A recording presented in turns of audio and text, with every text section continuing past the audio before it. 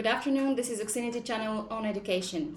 There is so much we can do for a student. We can introduce our system, say that we have the best classes ever, a variety of teachers, very rich in culture and high engagement. And at first they kind of fell in love with us, don't they? But after some time with the same student, how do we keep the same high level of engagement? How do we keep motivating them? We're going to discuss this and other issues today with Graham Bell in Malaga and Rob Wiley and Mark Bransby here in Barcelona. My name is Radmila Gurkova, so let's get started. So guys, do you get bored or tired of people? Tell me honestly.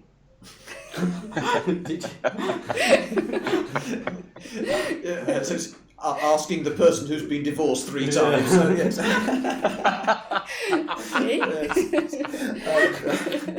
So, yeah. Rob, take the floor. Rob, over to you. Oh, I think there is always that risk of getting into a rut of doing the same old thing. But I think we've got to take 2 positives from the very start. One is we can bring in our own motivation, our own enthusiasm. That's the very, very first thing. Mm-hmm. You walk through the door with motivation and enthusiasm, you're onto a winner from the start.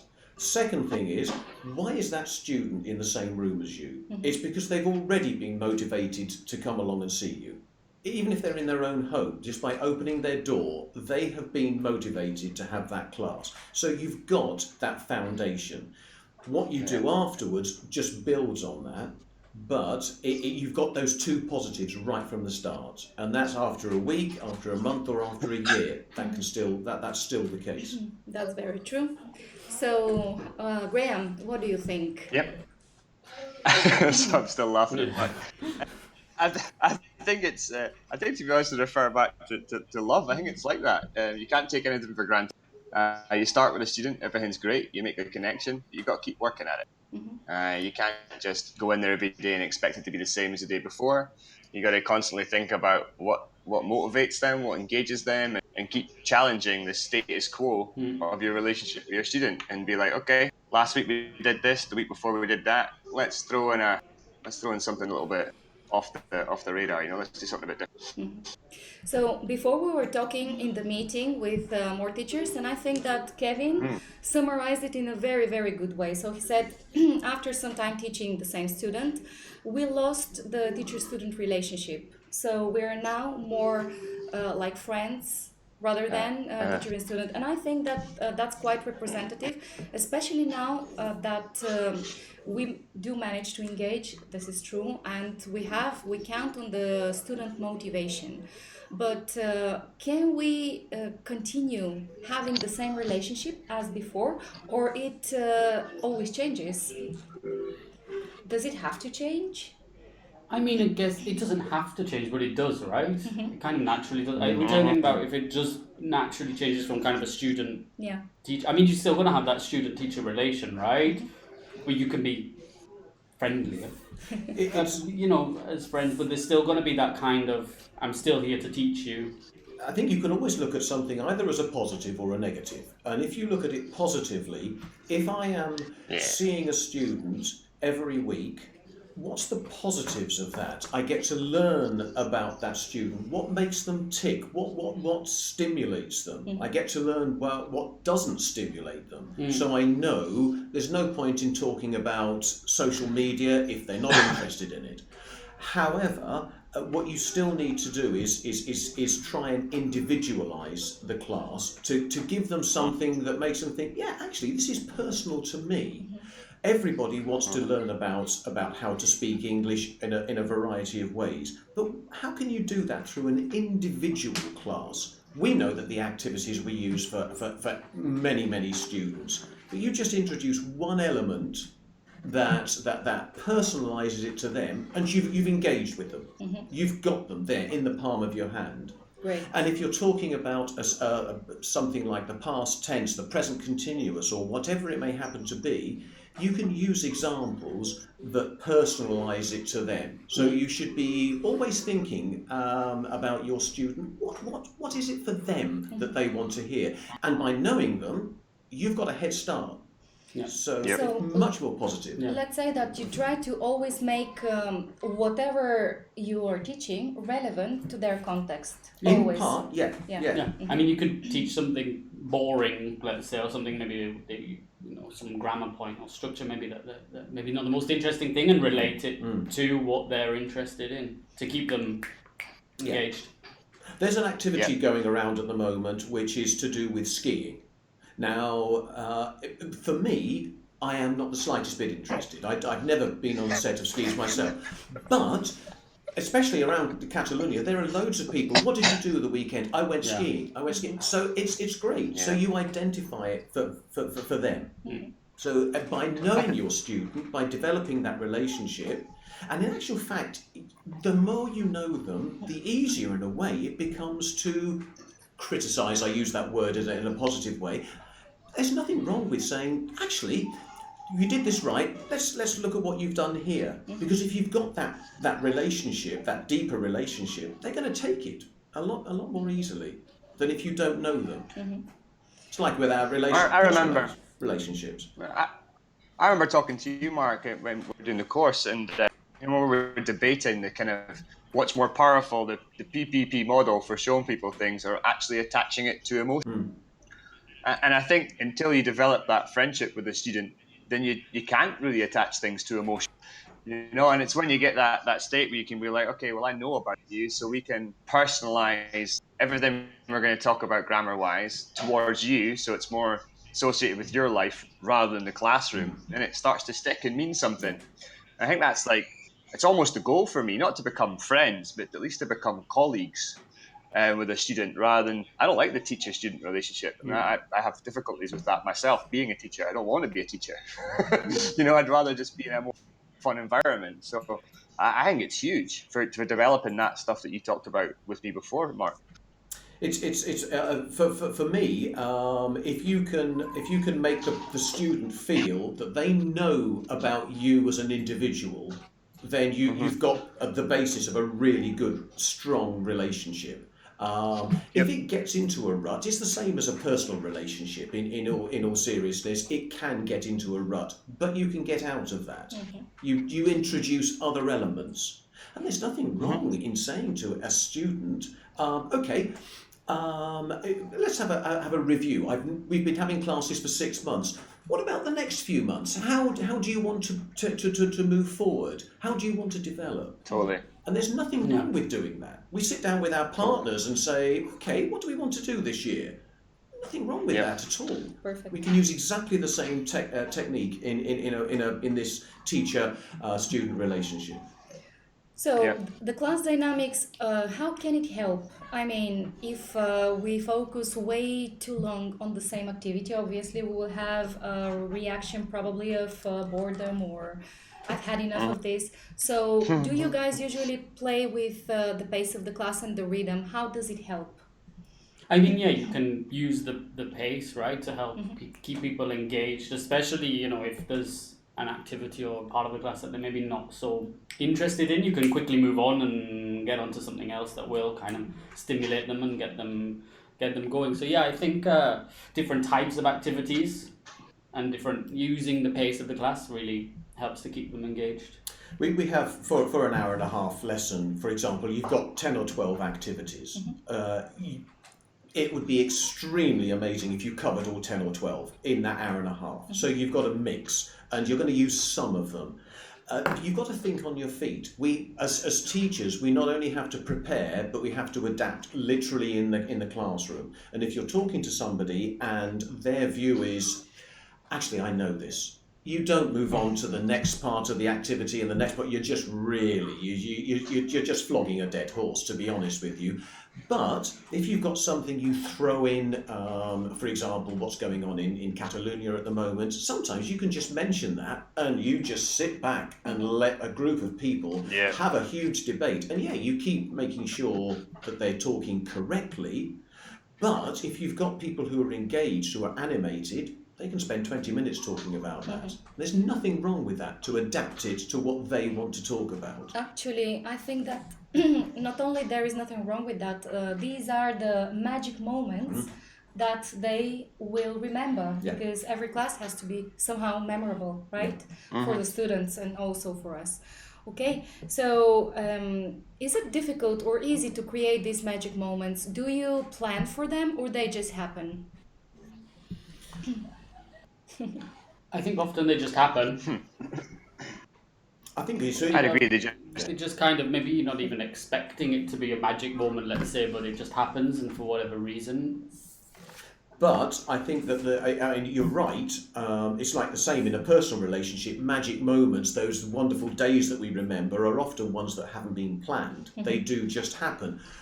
But the more you know your student, the more, or group of students, the more you understand what makes them tick, the more you can create the opportunity for those magic moments. That's absolutely. It's like when you plan a great night out with your, and sometimes it just doesn't go that great. But sometimes it's the unplanned nights that turn out to be the best. Yeah. But I think the key to that is the fact that you're with people you try to develop the relationship with them. So I think that you will create these magical moments when you've connected with your student. They'll just happen, like they happen in reality. Yeah. You can create a great night out, as you say, in the wonderful hotel, a romantic dinner, and goodness knows what. Absolutely fine, and it just falls flat. And I'm sorry about last night, Graham. It just didn't work. All right. On the other hand, you go to your local bar that's not really, it's not a fantastic environment, but you have a memorable night, and that's what can happen. Yeah. So the guys were commenting that sometimes they feel like just breaking the usual dynamics and take their students out, for instance. Do you recommend that? And in what context? So is it okay for everyone? Or again, it depends on whether they're kids or adults or... Yeah.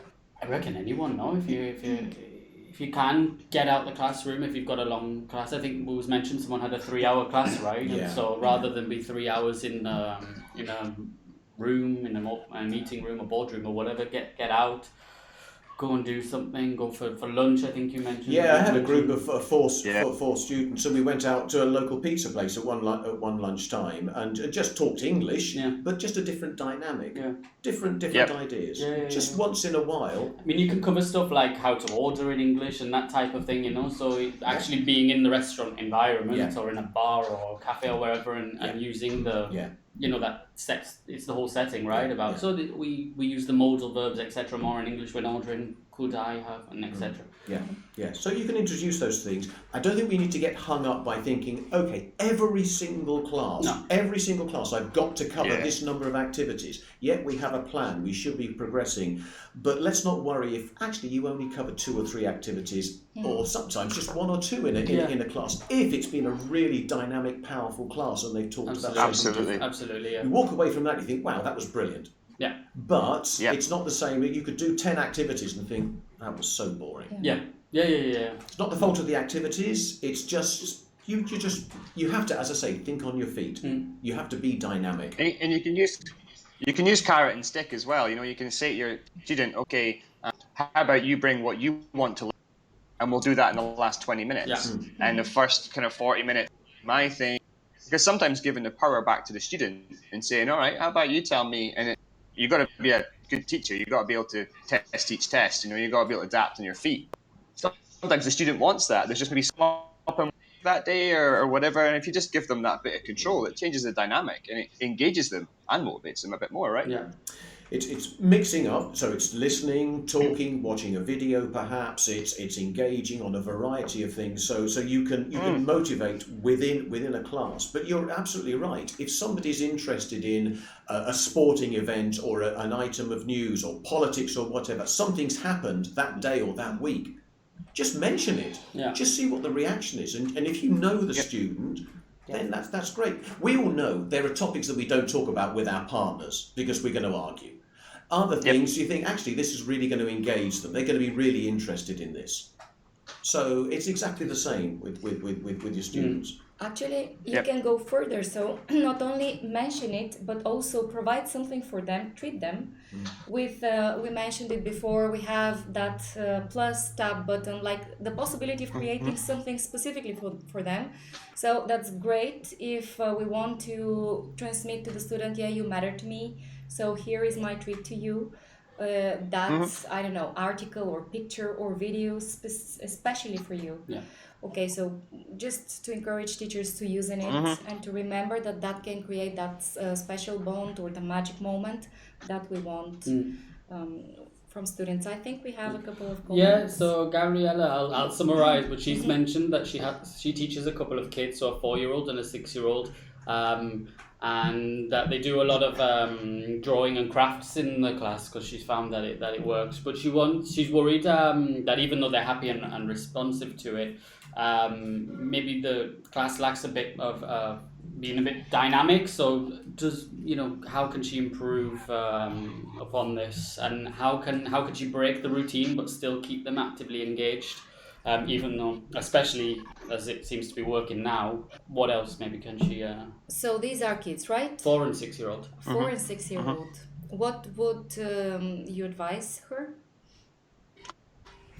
She could turn it into a game, like how we play charades with colouring in and drawing. So maybe give one of the students a character or a scenario to draw. They draw it and then see if the other one can guess what it is, but they have to do all the conversation in English. That would keep it really dynamic and interactive.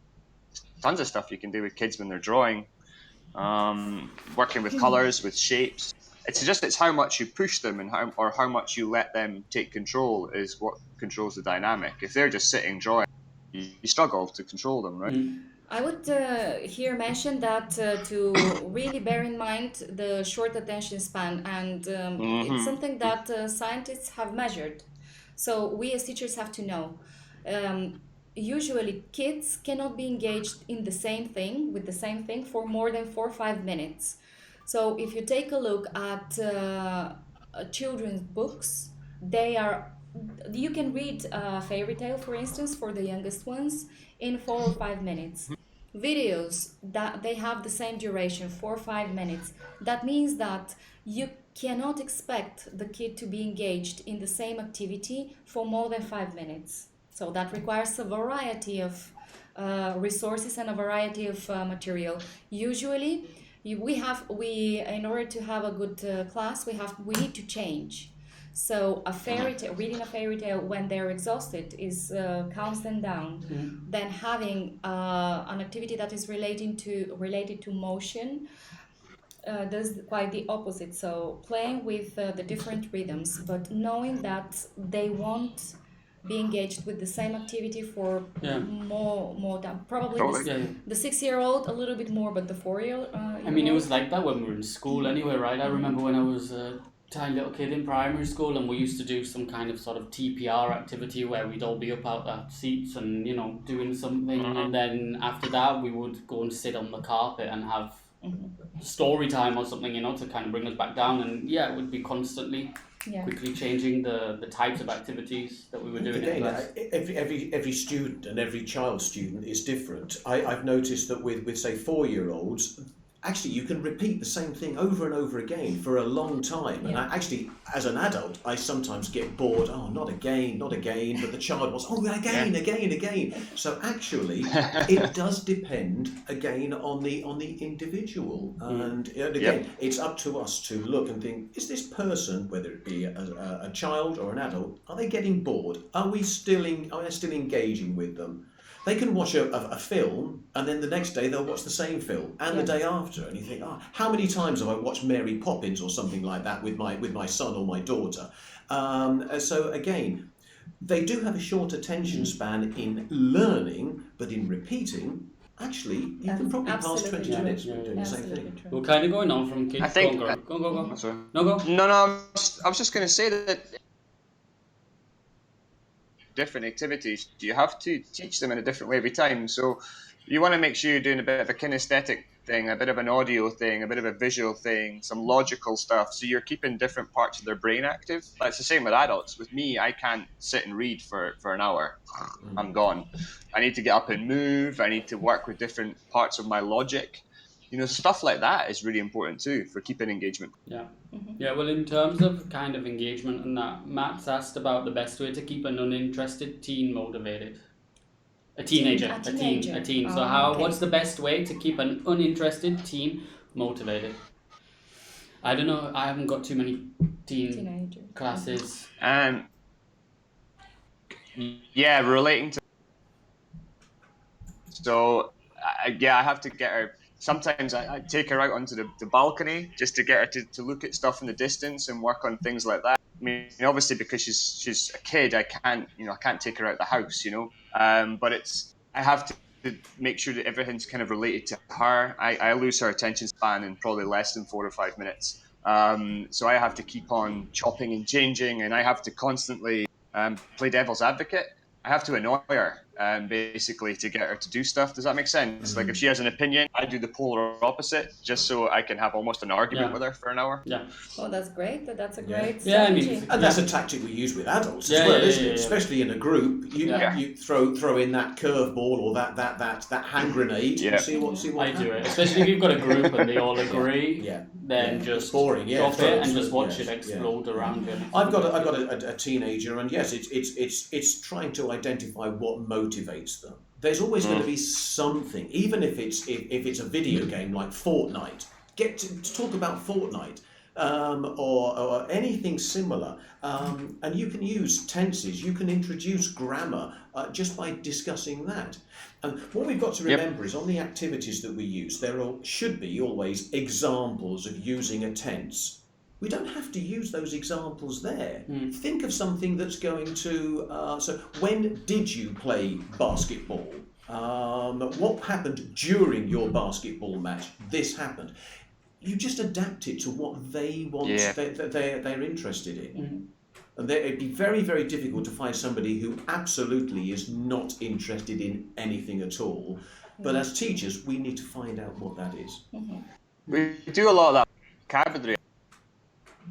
I've noticed myself doing it. I'll just present vocabulary in the easiest form and not forgetting that there's a whole different way I can introduce every single word, Like if it's a verb, sometimes I'll just give them the infinitive and forget to actually do everything else with it and look at the adverbial, the noun state, everything, because that engages.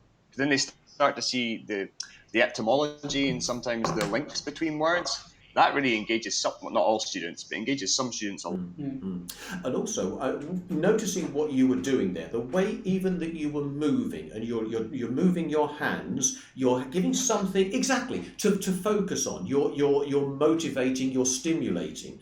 I find if I'm just sat down for an hour and a half, I get bored with myself, let alone the students. I get up, I walk around. If I'm demonstrating a moving verb, I actually do it. And that works with adults just as well.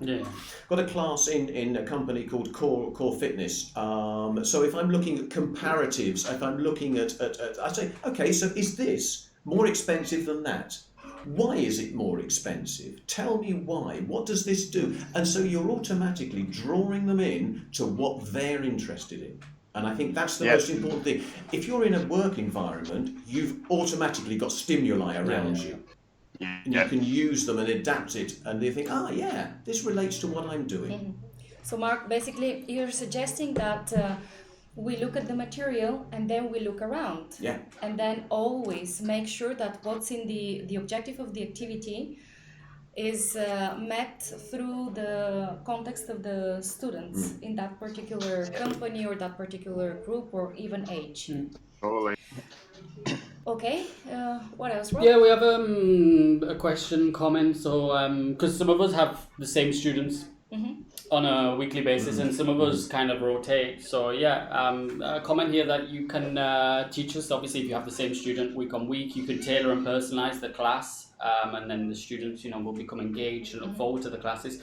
What do we think then of the idea of changing as well? I think a student can also be excited and looking forward to a class, even if the teacher's a different one from the one they've had the week before. That was a little bit what we spoke, or what they were suggesting, the guys were suggesting here, that can we not switch teachers, exchange students, if we've been with them for a long time?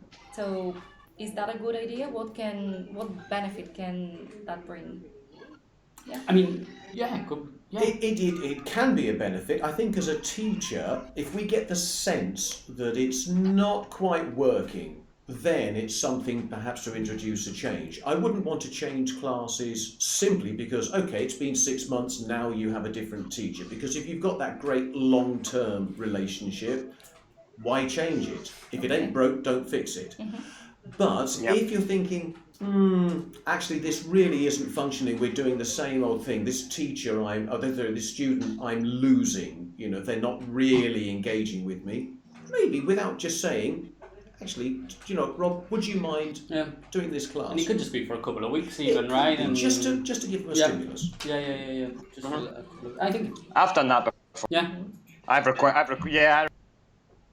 Not long after I started, I just became, and it was turning into an agony aunt session about their life, and I just didn't feel I was doing a good job as a teacher. I think I just saying, hey, can you pass this student to someone else, because I don't think I'm doing them a justice. Yeah. It just got too familiar. Sometimes you step over and it's hard to get back if you go too familiar, and I was quite honest to admit I needed a new teacher. Okay. Yeah. Yeah. And have you seen that student since, Graham?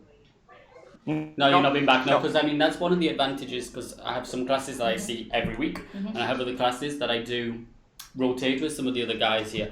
And a way to kind of keep students motivated for me that I've used quite a lot is when I don't see a group or a student for maybe 3-4 months, and I go back and I notice the difference, the improvement, then I can point it out to them and say, guys, think about 4 months ago, last time I was here, look at what we're doing now. And then that, because when you're learning something, you kind of don't feel like you're progressing all the time. And you think, I'm not making any progress, and you kind of lose motivation. So to have someone say, think 4 months ago, look what we're doing now, notice that difference, that for me is a huge kind of way to motivate students. And I think we should do that even more often. Yeah. Me too. It happens, I see, I see a group that I haven't seen, and I'm like, wow, actually, you guys have made good progress. And Luis has made a comment about this, so how can we help them notice their own progress, because he says he has a student has kind of low self-confidence, and he has problems trying to get the student to see the progress. So I think it's a good idea to even have I remember Matt's notebook.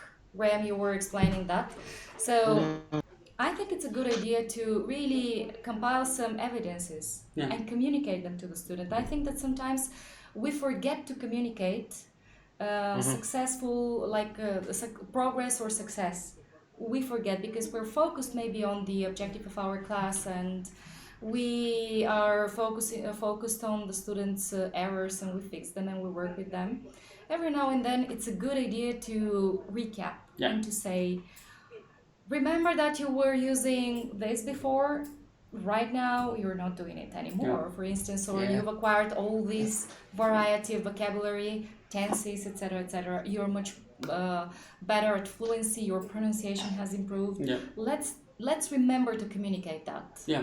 I think we need to remember to say exactly that, right? Like, even this morning, I had my student this morning, when I first started, he was always making the same mistake. It was it was one of those mistakes. He's been speaking English for 20 years of his life, and he's been making that mistake for 20 years of his English speaking life. And so it was, the first class, every single time he said it, I think it was something like 4-2, I can't remember, but every single time he said it, I corrected him.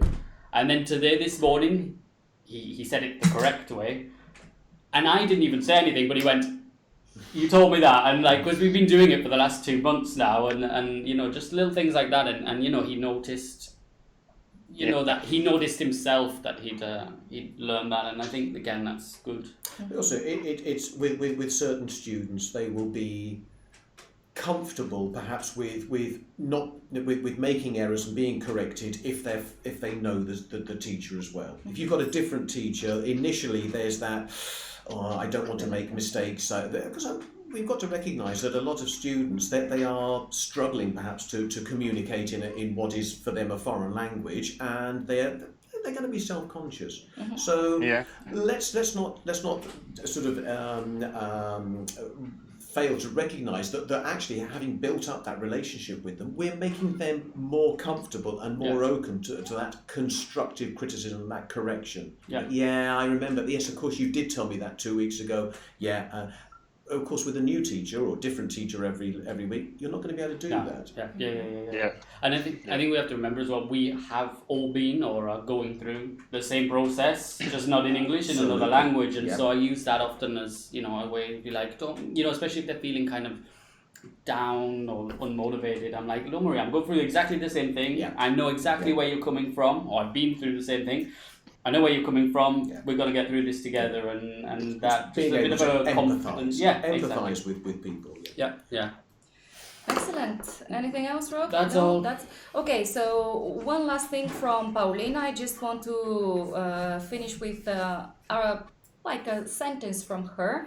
Remember, you're not there to chat. You're there to teach, which is a good advice to teachers. But also going back to how Mark started. If we have the student in front of us, it's because they're motivated enough to be in class, which is the good news there. And we have a good chance to create these special moments, that magic that would keep them engaged. So play with the rhythm of the class, play with the variety of activities, bring something that would be only for them and that they would appreciate. And we are going to hopefully have this student coming to us again and again. All right, so that was great. Many thanks for this talk. Graham, thank you. And Mark and Rob, thank you very much. And we will see you on next Friday at 12. Bye. Okay. Bye-bye. Bye-bye. Bye.